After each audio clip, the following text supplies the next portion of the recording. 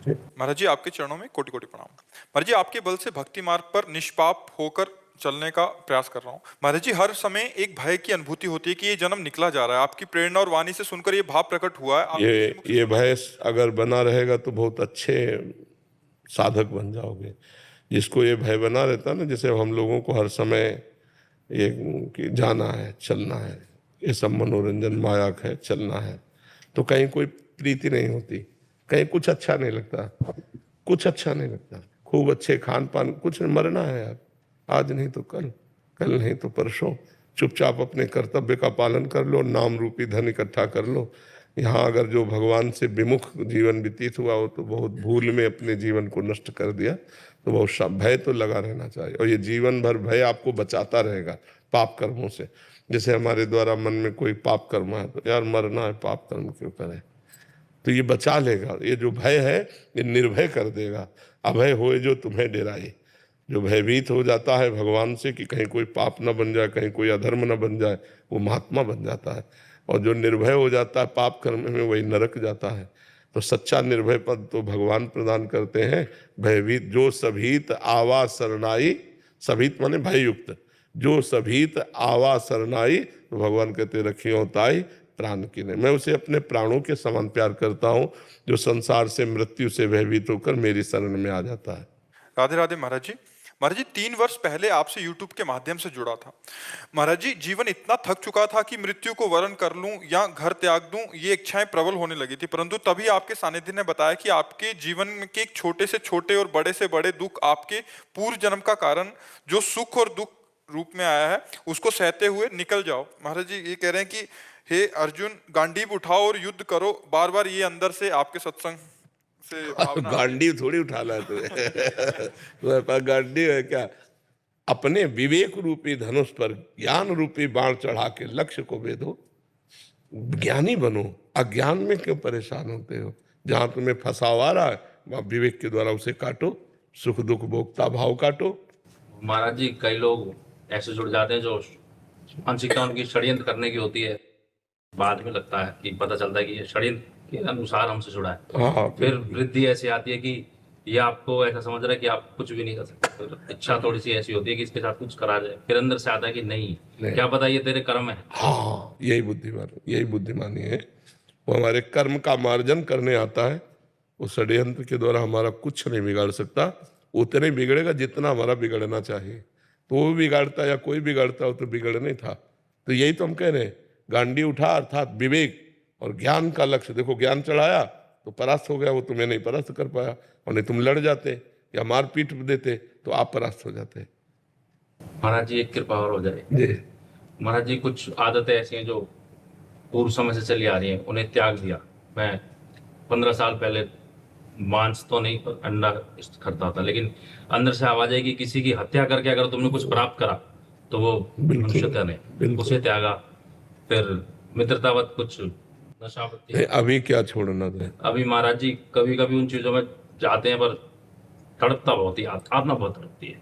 तो आज होली यहाँ वृंदावन की शुरू हो गई आज से। आज होली में सुहा कर दो कि मैं वो छोड़ता हूँ, कभी नहीं करूँगा।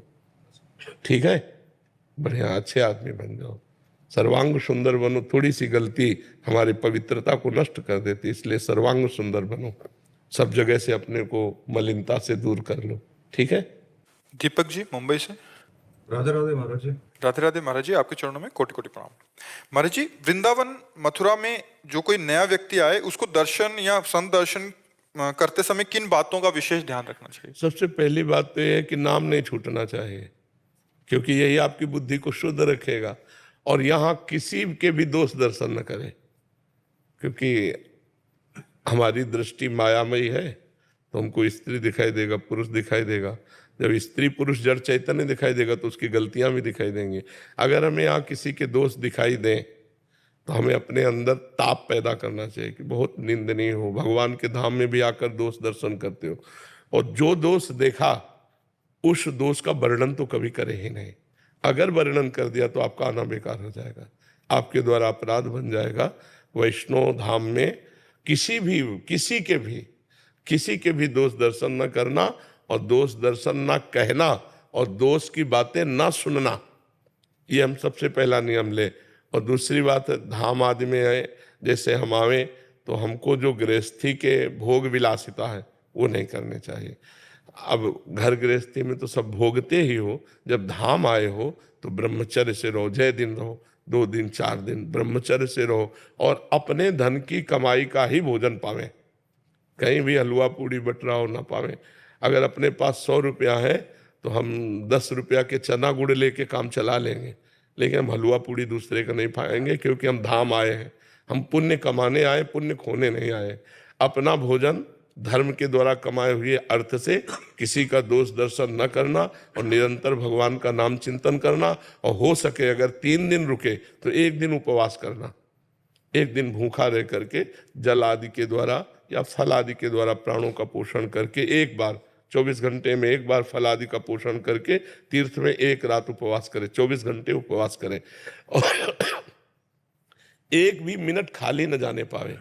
कभी भगवान नाम कीर्तन कर रहे हैं, कभी भगवान के दर्शन कर रहे हैं, कभी भगवान के चिंतन में है, क्योंकि धाम आए हैं ना, तो अब फुर्सत मिल गई, जितना समय मिला उतना भगवान का नाम।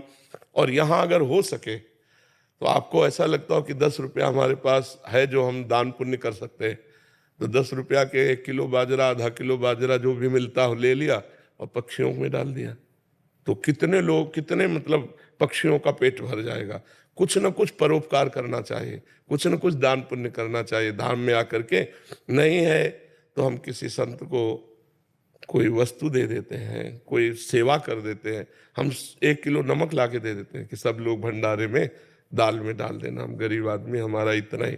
अगर परोपकार की भावना से, पुण्य की भावना से, भगवत भावना से, आप किसान हो, आप मेहनत करते हो, आप व्यापारी हो, और थोड़ा भी आकर कोई जान ना पावे, छपाओ मती, छुपा के कोई नहीं जान पाया, और आप पुण्य करके चले गए, नाम जप करके यहाँ चले गए, कोई अपराध नहीं किया, तो आपको भगवत प्राप्ति में सहयोग करेगा। ये आपके दुखों को मिटा करके सुख प्रदान। बहुत जगह भंडारे हैं, यहाँ रास्ते में कोई हलवा पूड़ी नहीं, कदापि नहीं, आपको लेने का अधिकार नहीं। आप गृहस्थ हैं, आप खुद कमाते हैं, तो ऐसे करने का अधिकार नहीं, ऐसे करने का अधिकार।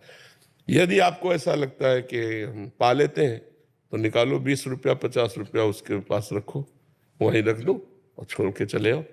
अगर आपने पाया भरपेट तो आपको अंदाज होना चाहिए कि इतना 100 रुपया में मिलेगा, तो 100 रुपया निकाला, वहाँ रख दिया, चल दिया, तो ये बात तो हो जाएगी।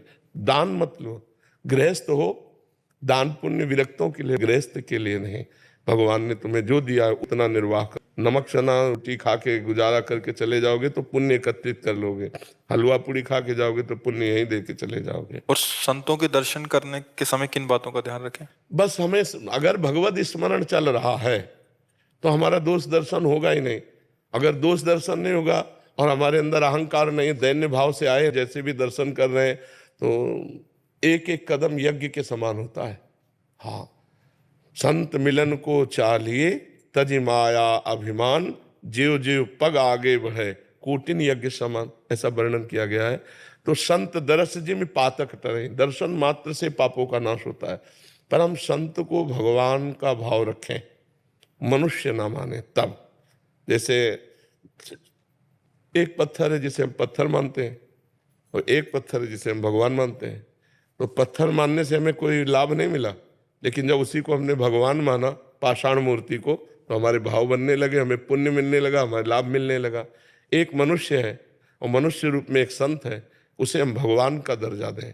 सातों सम्मोह में जग देखा, मोते अधिक संत कर लेखा। भगवान कह रहे हैं ये मेरे भगवान के निज जन है, तो भगवान के स्वरूप है, तब दर्शन का हमें लाभ मिलेगा। कहीं कोई दोष दर्शन न हो, कहीं कहीं उनकी अवहेलना न हो जाए, शांत भाव से दर्शन किया चले गए।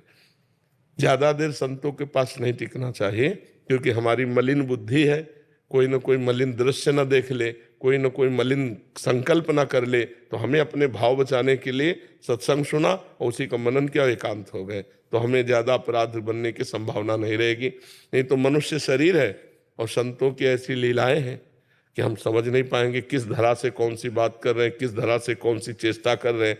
फिर हमें लगेगा कि यार ये तो ऐसे ही है, तो हमारा दोष दर्शन बन जाएगा। तो हम सत्संग सुने, एकांत में जब भजन करेंगे तो सबके प्रति भगवत भाव हो जाएगा। संत तो भगवान का स्वरूप है ही।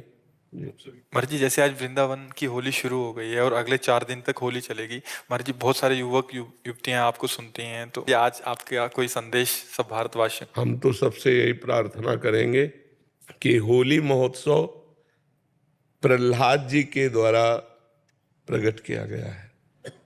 जब प्रहलाद जी किसी भी प्रकार हिरण्यकश्यप के मारने से नहीं मरे तो उसकी बहन होलिका थी।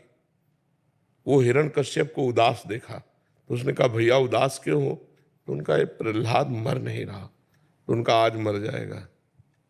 लकड़ी का बहुत सा ढेर लगाया जाए और उसमें लेकर हम प्रहलाद को बैठ जाएंगे तो हमें अग्नि से वरदान मिला है, एक पट, शीतल पट, जिसको हम मोड़ लेंगे तो हमारा रोम भी नहीं झुलसेगा और प्रहलाद मर जाएगा। बड़ा प्रसन्न हुआ हिरण्यकश्यप। उसने बहुत लकड़ी का पहाड़ लगाया, उसमें ऐसा बनाया जिसमें प्रहलाद जी को लेकर उनकी बहन बैठ गई। प्रहलाद जी की बुआ हुई हिरण्यकश्यप की बहन। आग लगा दी गई तो भगवान की कृपा से ऐसी वायु चली कि शीतल पट प्रहलाद जी के ऊपर आ गया और वो जलकर राख हो गई।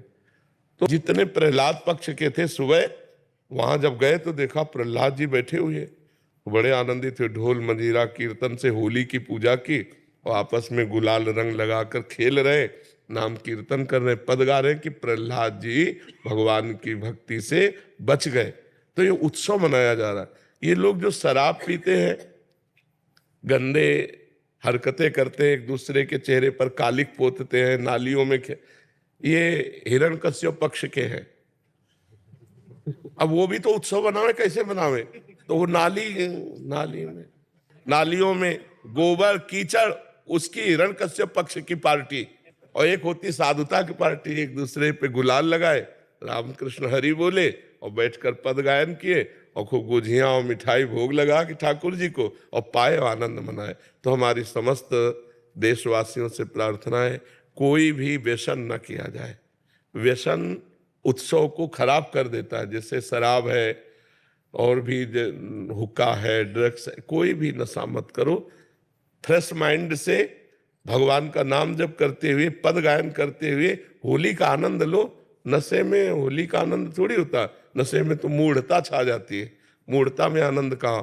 तो कोई भी नशा इस होली उत्सव में ना किया जाए और हम आनंद पूर्वक भाईचारा बनाते हुए एक दूसरे का सम्मान करें, प्यार करें। जो हमसे दुश्मनी मानते हैं, होली के दिन हम उनके भी घर जाएं और उनके गुलाल लगावें और उनसे प्यार करें। हमारा एक भी दुश्मन विश्व में ना हो, यही सबसे बड़ी हमारी प्रार्थना है। हमारे आचरण पवित्र हो, हमारा व्यवहार पवित्र हो, हमारा चिंतन पवित्र हो तो होली सार्थक है।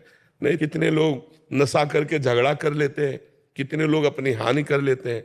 अच्छा, आँख कितनी सूक्ष्म वस्तु है, उसकी आंख में अगर देखने में कमी आ जाए या चोट लग जाए, गुलाल तो गुलाल कीचड़ फेंकते हैं, कपड़ा फाड़ देते हैं, शराब पिए, उद्दंडता, ये सब ठीक नहीं। ऐसा होली उत्सव न मनाए जो सभ्यता के खिलाफ हो, समाज के खिलाफ हो, हमारे धर्म के खिलाफ हो, अध्यात्म के खिलाफ हो। ऐसा कोई कार्य न करें। सबसे पहली बात है कि शराब न पिए।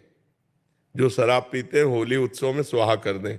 और दूसरी खास बात है, मांस न खाएं, क्योंकि आप भले जीव हत्या नहीं करते लेकिन आप हिस्सेदार हुए, क्योंकि आप खरीद के लाते हो और खाते हो तो आप हिंसक ही माने जाओगे। तीसरी बात, किसी माता बहन की तरफ गंदी दृष्टि मत देखो। जैसे तुम्हारी बहन ऐसे दूसरे की बहन, तो आप पवित्र ब्रह्मचर्य रहिए और जो अपनी पत्नी है उसी पे अनुराग कीजिए। ये 3 बातें छोड़ने की कोशिश कीजिए, शराब, मांस, व्यभिचार।